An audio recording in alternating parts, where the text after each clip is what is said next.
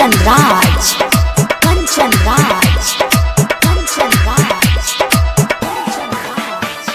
नीम चौक चौसीमा वैशाली माँ दहला recording studio किसान चौक सुपौल। डाला ना रंग पिया डाला ना हो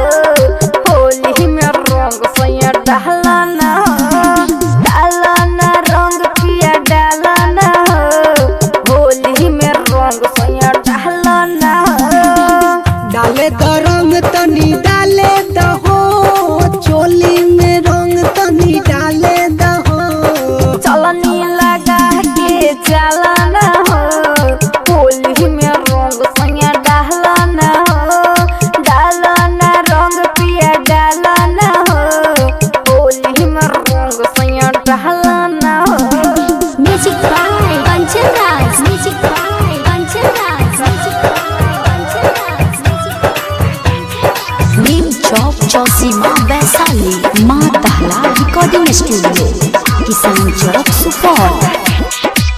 बुझी न दर्द दिलवा के सैया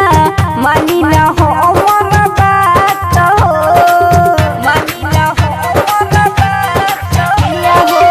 बड़ा बेशरम भइल तू गरम देही पर फेरा नाता हो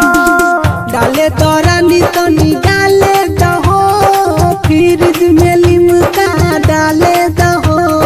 चलनी लगा के चला ना हो होली में रंग सैया डाला ना हो डाला ना रंग पिया डाला ना हो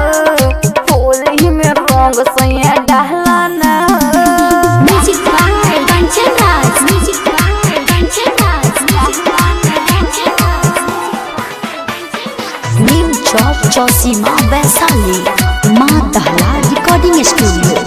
किसान चौक सुपौल। चढ़ल जवानी के नासन सैया